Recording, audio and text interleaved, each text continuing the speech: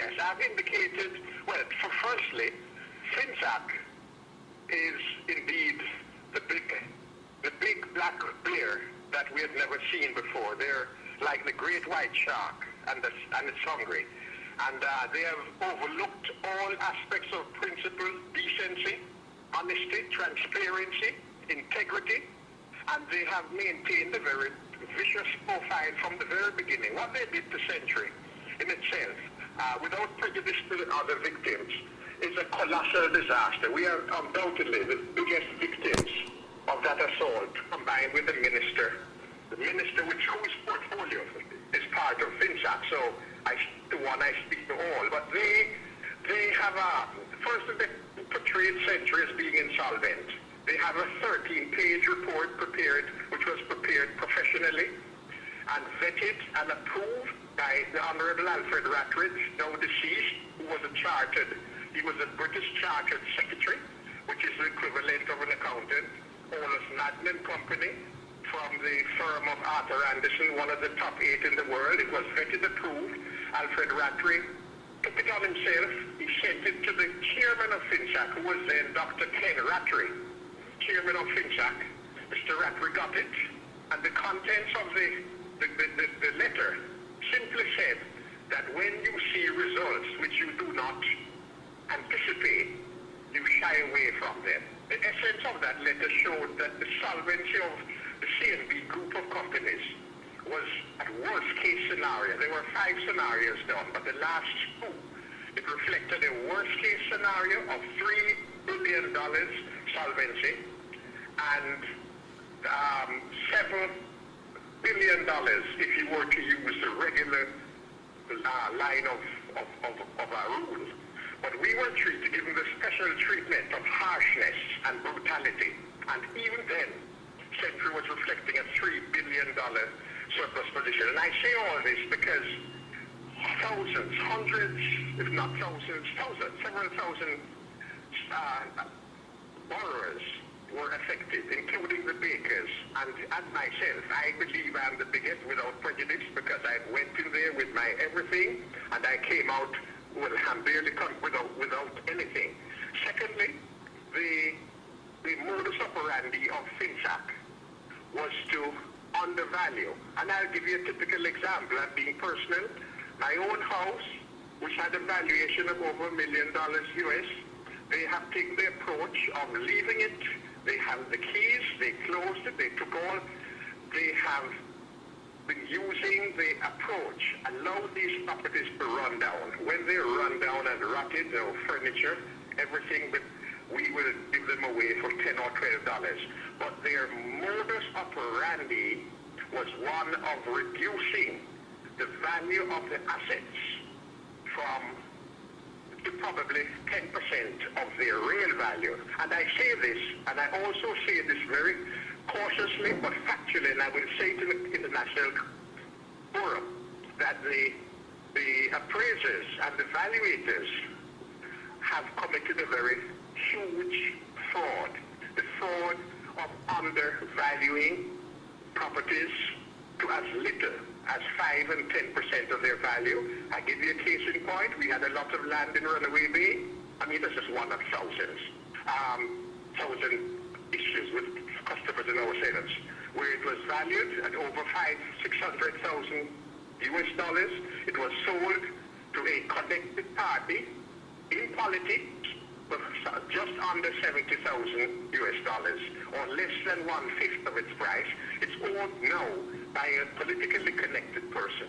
There are present and past members of parliament and parliamentarians who now lavish in the wealth, the blood, sweat and tears of all that we produced with honesty, with integrity and transparency. We have never used steroids when we were on the race.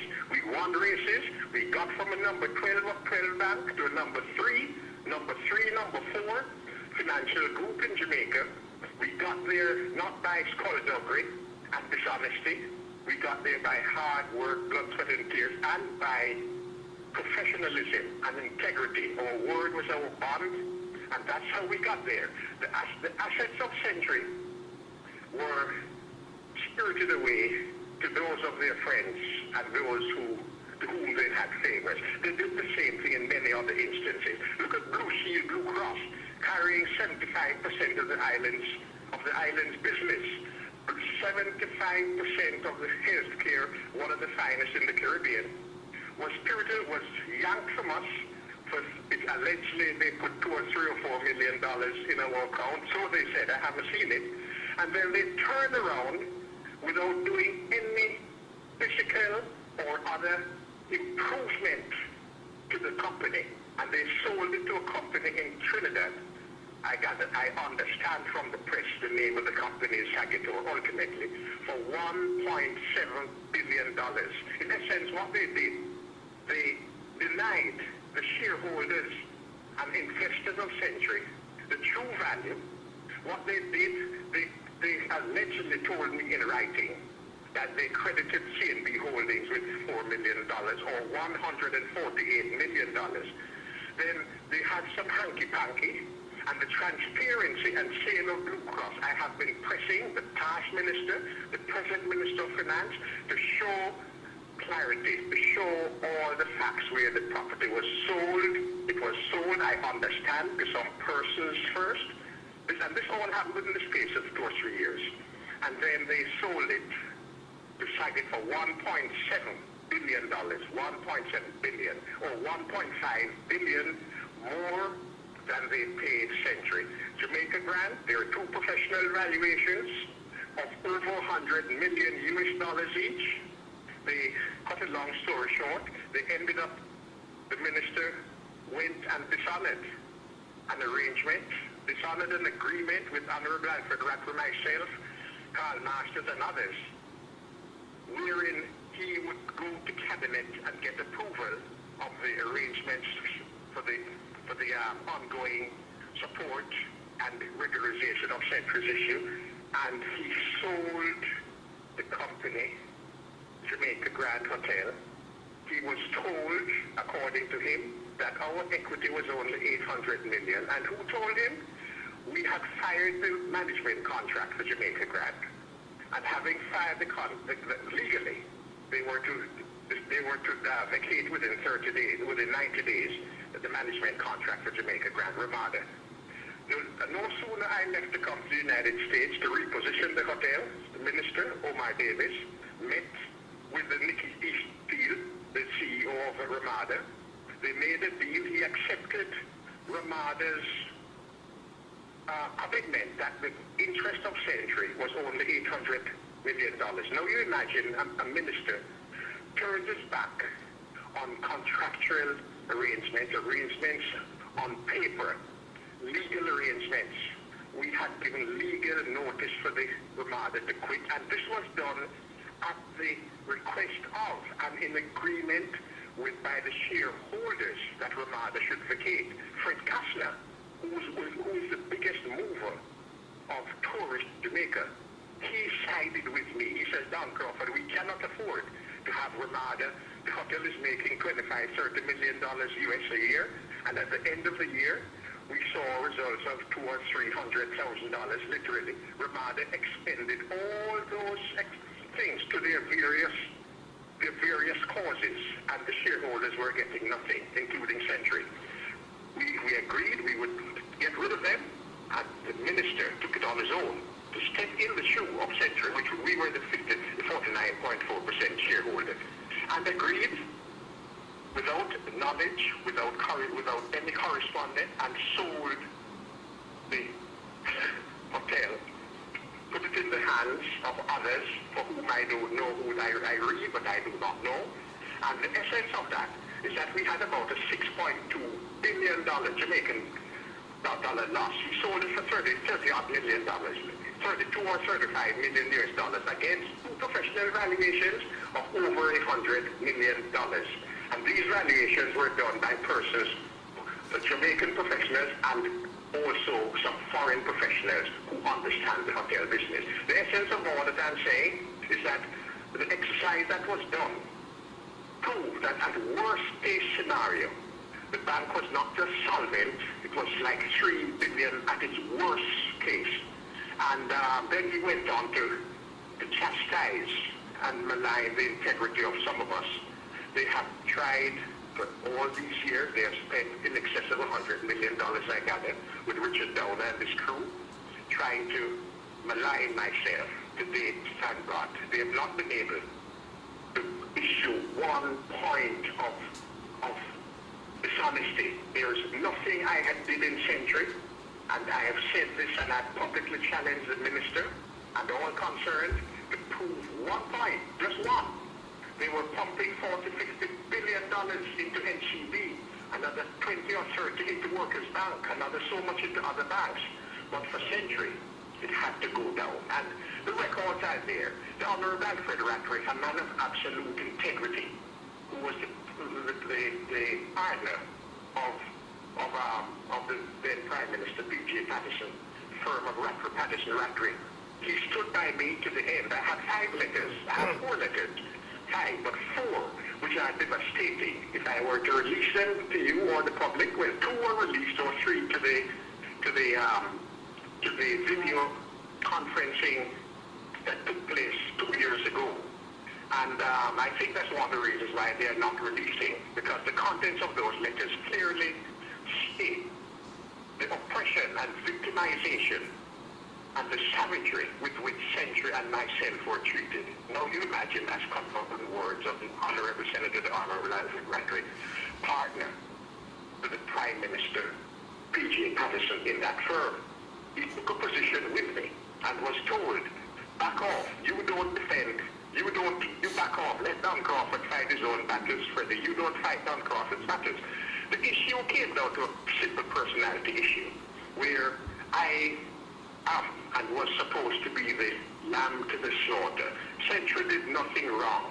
The shareholders, the investors, everyone suffered because of the huge hostility, victimization. I wrote a 359-page report to the Inter-American Human Rights Commission, and they confirmed. I have the letters. I'm happy to work with you and show you all the letters. They confirmed, they received it, and they were concerned. They were pursuing their investigation. 14 months after, when I thought everything was going to be made to the international world publicly, I got a letter stating that they now recognize that my submission was made 6 months later than the chapter 25 of their law permits. I wrote that back. I says, I noticed that, but I also noticed that provision is made wherein, under extenuating circumstances, it's permissible.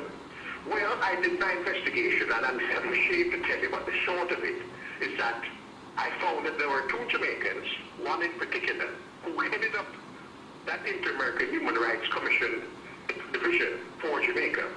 And needless to say, before I got hold of that gentleman, he called me to say, Mr. Crawford, I had nothing to do with this. I had nothing to do with the decision not to pursue the investigations. Mr. Gammon, one of the reasons why they decided not to pursue those investigations was because I made certain disclosures, some pertaining to very high to the conduct of the Prime Minister's, then Prime Minister's close relative that had made a threat on my life. And I considered the opinion that I wrote to the Inter-American Human Rights Commission, I indicated that to them.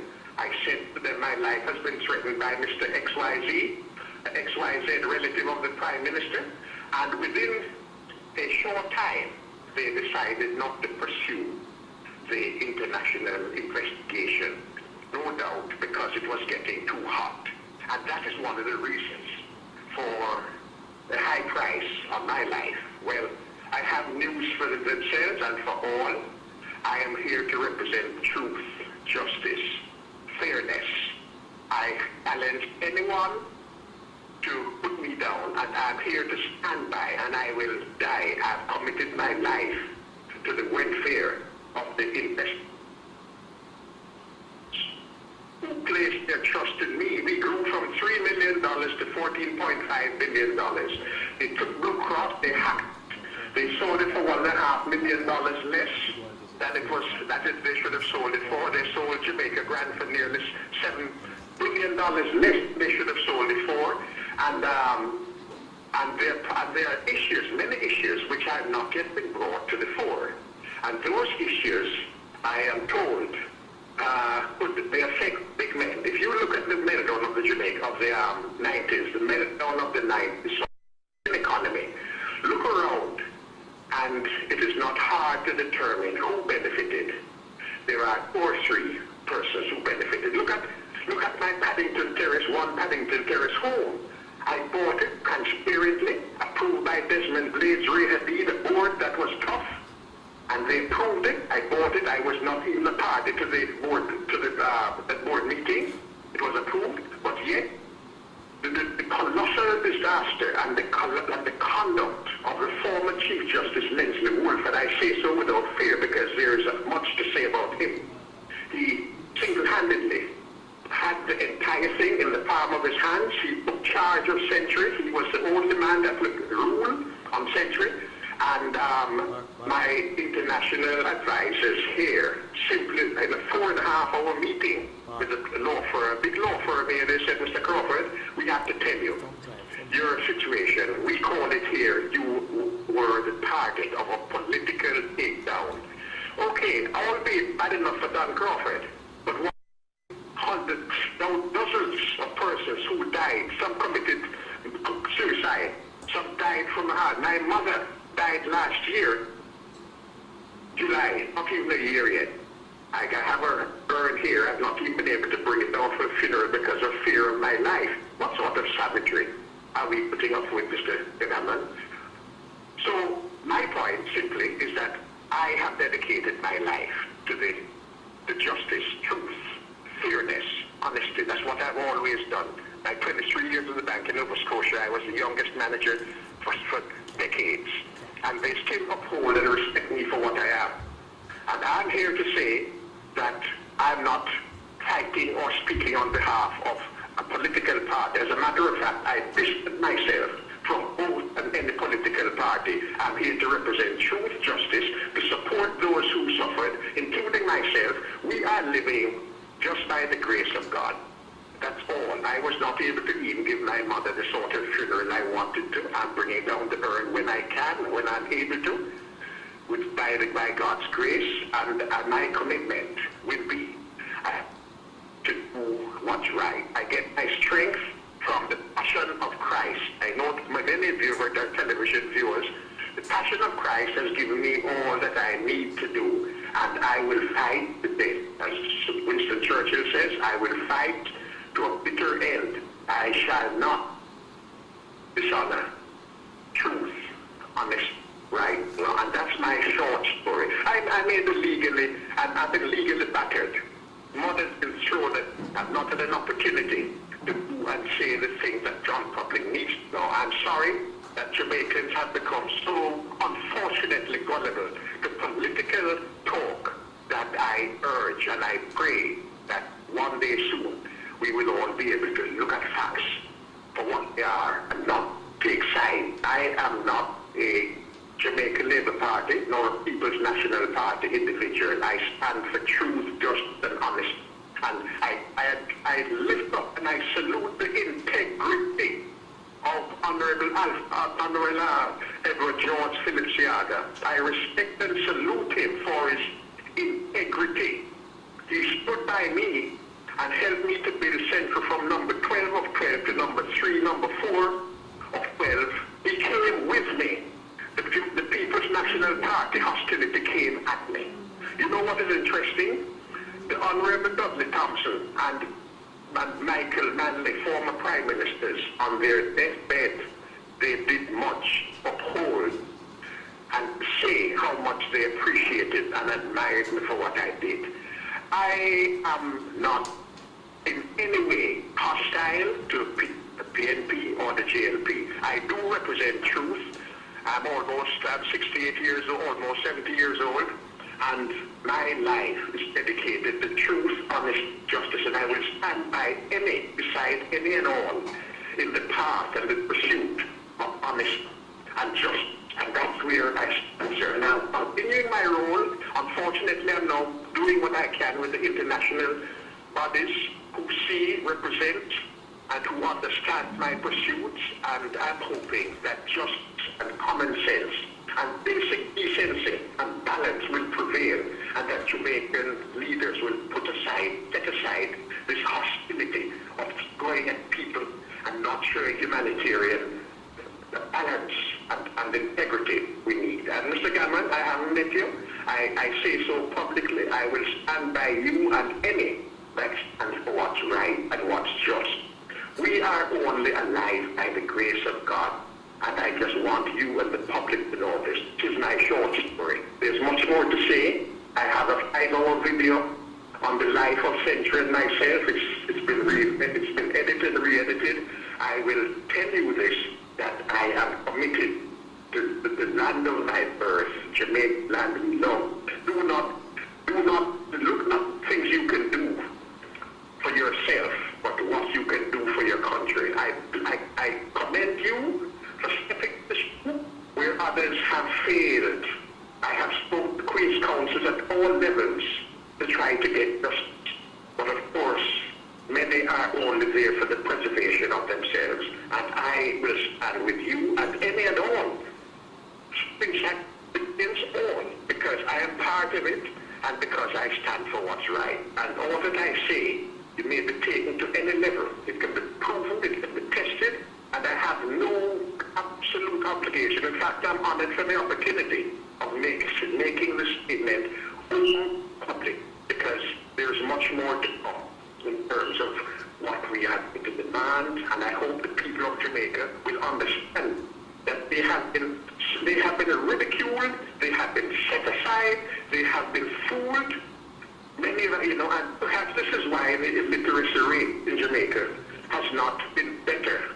We are the worst in the Caribbean, or pretty close, because the politicians have taken the poor, hard-working, honest. Do you imagine the matter of the dollar? I was almost crucified. Well, save and except for the Jesus Christ. I was at 25 to 1. I was jumped on and said, look what I did. Where is the dollar today? 100 to 1. And I have news for you, unfortunately. It's not M, because the stability of the dollar is dependent on trust, confidence. Those are the pillars on which a country is built. Trust, confidence. Without trust, without confidence, you can forget about investors. I am here to build. I build Century, thank God, with the help of others. And it's trust that we inculcated, the values. That's what we did. And no amount of political maneuver, no amount of eloquence can bring investment to that country unless you display trust and confidence. Why am I here? Each time I open my mouth, tell people, why am I here? People say, what are you doing here? You should be. They understand that I have been living a life of exile and a marginal life because of the hostility. I tell you something, it is worse than the backwoods of the Congo, and we better ask fellow politicians, remind them for the purpose which we're elected, irrespective of whether they've been your jail plea. And as I said again, I salute. I was inspired and moved by the technique that Philip George Siaga brought to Jamaica. Like Bustamante, Norman Manley, Edward George, Philip Siaga, Edward Philip George. I adore and respect him. I have no personal obligations, but I respect professionalism and integrity. I also aim to have a great regard for the humanity of Mr. Michael Manley, because on his dying bed, he sent Dudley Thompson to go and see the minister. Why has Omar Davis done Crawford that? Was it just, it right? And that we confirmed with Mr. Dudley Thompson's wife with whom I spoke, because I said I'd like to write something. But they stood for what's right and what's just.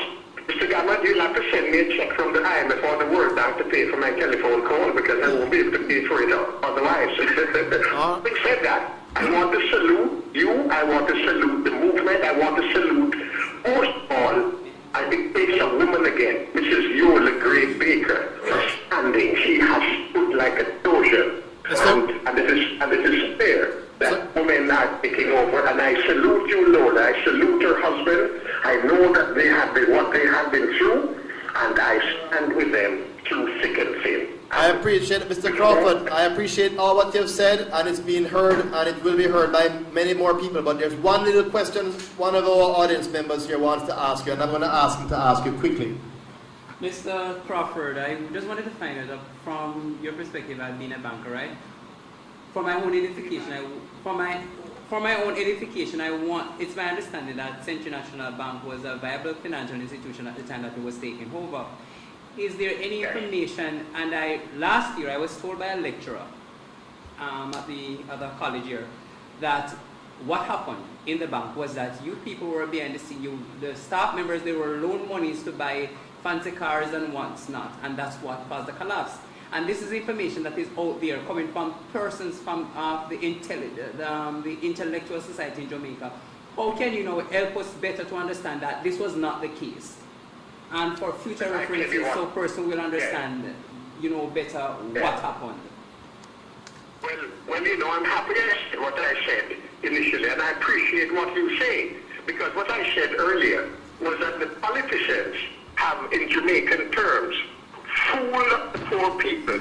They don't understand what is what. Now, remember, we're governed and controlled and regulated by a central bank.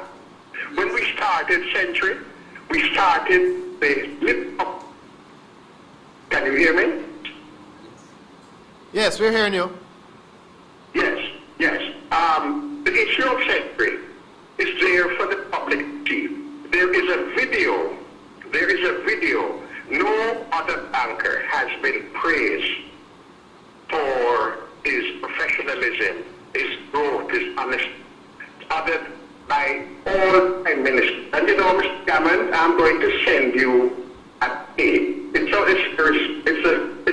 a public 10 minutes. It's a public 10 minutes, and I need to send it to you because that will answer every question. My dear sir, okay. Century operated a clean, transparent, balanced operation without prejudice. We got accolade from every prime minister, beginning with the Patterson, Mr. Tiaga, all the accolades are there to show what we did. In the acquisition of Jamaica Grant, it's the only forum in which I know we had Prime Minister Hugh Shearer, Prime Minister Edward Tiaga, and the guest Prime Minister Pete was the Patterson. And in that video, you will see that all that has been said about what said did and what said didn't is garbage. When we were acquiring the Jamaica Grant, sir, I support what you say in terms of the propaganda. I had a meeting at the Bank of Jamaica. We have quarterly meetings from time to time, the bankers, and the head of bank meet the government. And Honorable and this is a story which will tell you the tale. Honorable Alfred Rattler, the senator, who was my external attorney, told me one day, Don, that you have signed a thesis, you have signed a rule to get closer to the governor, because your colleague bankers are poisoning the minds of the governor against you. He says the latest they have out there is that you're using in the foreign exchange funds to buy Jamaica Grant. And they're saying all sorts of things that's bad about. Jamaica has a propensity of killing their own. So after this meeting with the bankers at the Bank of Jamaica, quarterly meeting, I said, Governor Arthur Brown, may I have a 2 minutes with you? He says, yes, Mr. Crawford, certainly. So we met, and I said, Governor, we intend to acquire the Jamaica Grand Hotel. Why? Because we need foreign exchange. We are a small bank. We only had 2 or 3 branches there. And if we could acquire the Jamaica Grand 750-room hotel, it means foreign exchange. I said that would give us all the foreign exchange that we needed to assist in the supplying and satisfying the need and want of our productive customers, all sectors, and that would be a great thing. He says, sure.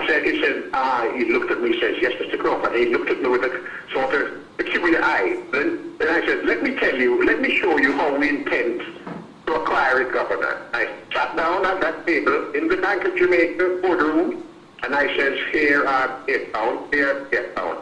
Here is our resources. This is what we're doing. We intend to use 10 million US dollars. We intend to buy debt from the government of Jamaica, from yourself. I intend to take the burden of $10 million from your portfolio and purchase it. And he says, okay. So by swapping, we call it swapping debt. We swapped $10 million. I said, we intend to go to East Manhattan, and we intend to borrow another $5 or $7 million in New York. I showed him exactly the path we were taking. I showed him every aspect of it. He looked at me, the governor, Arthur Brown, I swear on this, and he said, Mr. Crawford, you're an incredible person. I'm very happy. I'm very happy that came and talked with me today about this, because there were a lot of rumors and talks going around as how you're going to be acquiring the Jamaica brand. How could Little Century acquire these 2 hotels, the Manners and the Americana, which became the Jamaica Grand when we brought them together? And he looked at me and he says, Mr. Crawford, I have a lot of respect for you, and I am very happy that you came to the table to explain to me that your desire to buy the hotel. I said to him, he went up and he paused and he said, oh, but wait a minute, Mr. Crawford, wait a minute. The fact is, let me see if you are infringing on any of the laws or bylaws that could affect the banking operation. You are going to acquire a hotel. Now you're in banking, but you're going to be acquiring a hotel. And then he paused, he scratched his head a little. He says, well, Mr. Crawford, you have my full support and blessing in the acquisition. I will endorse it and I will approve it. You know why? Because for foreign exchange, the hotel equates to foreign exchange. He says foreign exchange is banking. He said, Mr. Crawford, you have my full unequivocal support. Going. And of course, I was taking $10 million US off the back of the Bank of Jamaica. It was coming up March 31st, and they were intended to, they were trying to pass the IMFS. I think it's 1991 or 92, somewhere there. And I said, on top of it, we're taking a burden off you, and we're getting a good deal, and we're going forward. The governor shook my hands, and I will say something more. Thereafter, he had meetings with the World Bank, with the IMF. He had dinners at his house, and his wife, like 2-3 weeks after and thereafter, he would call, Don, Arthur, what says he wants to have you at the dinner? He's having some World Bank folks here, and you would like. And I tell you, Mr. Gavin, from that point on, that Minister, Arthur Brown, almost everything he had, he said, Don, I want you here because you're an incredible person, and I'm glad I came to know you.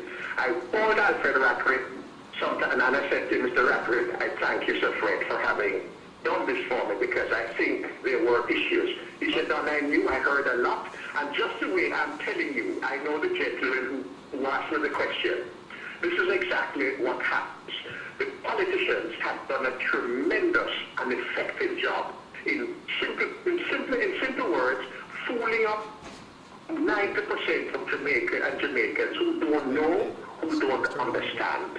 How were we going to acquire Jamaica Grand? We did it, and we could only have done it with the blessing and approval of all, both parties, GNP, Prime Minister and opposition, and I have a beautiful tape on it, recorded. It's about 20 minutes, and I'm going to send it to Mr. Cameron, because that will tell the entire story. I appreciate that, Mr. Crawford. And what we have to do is, we're not here, we're going to have to take some more people, and whilst you gave a lot of very important information, and it has certainly benefited a lot of us, I look forward to the video, and I will share it with the supporters of FINSAC Commission of Inquiry Group, in conjunction with the Association of FINSAC Entrepreneurs, and we will have it YouTube and send it on the social media network, so it will get the viewpoint that you want. Yes, and we'll be in touch. Right. Thank you so much. Okay, God bless. Thank you very much.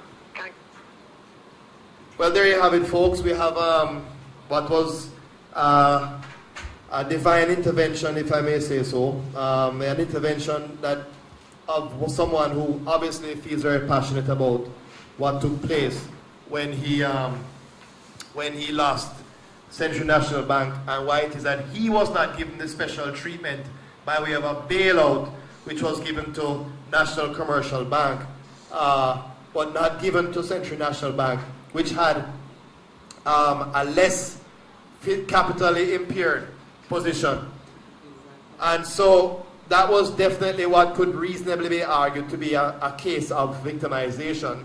But and that is where the FINSAC Commission of Inquiry report should clarify who it is that suffered from the type of losses there.